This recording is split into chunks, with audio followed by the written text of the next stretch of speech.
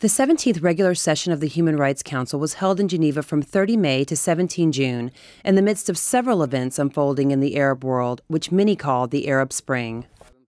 Spring turns to summer. We are feeling the heat of terrible events in some parts of the region as we continue to witness legitimate claims being met with repression and extreme violence by forces determined to extend the dark winter.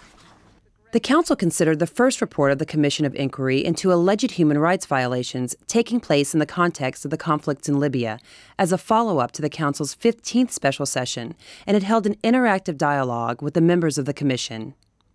The Commission also found that there have been many serious violations of international humanitarian law committed by government forces and their supporters, amounting to war crimes as defined under Article 8 of the ICC Statute and the Geneva Conventions.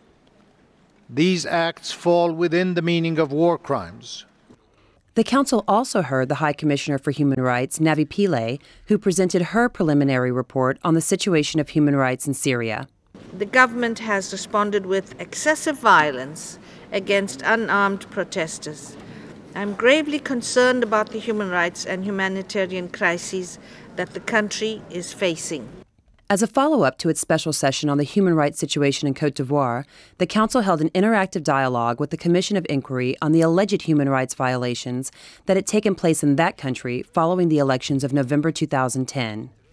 In this context, the Commission concluded that many human rights violations and violations of international humanitarian law have been committed since the 28th of November.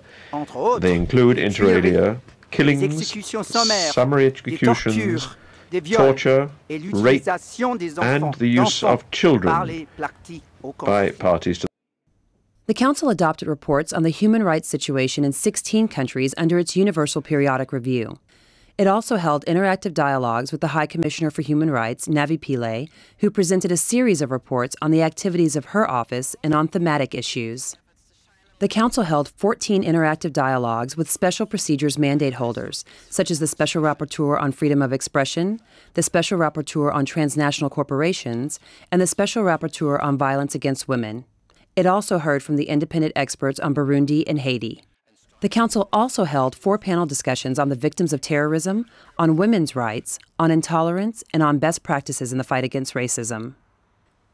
At the end of the session, the Council adopted 29 resolutions, including one to extend the mandate of the Commission of Inquiry on Libya and another to create the mandate of independent expert on the human rights situation in Côte d'Ivoire.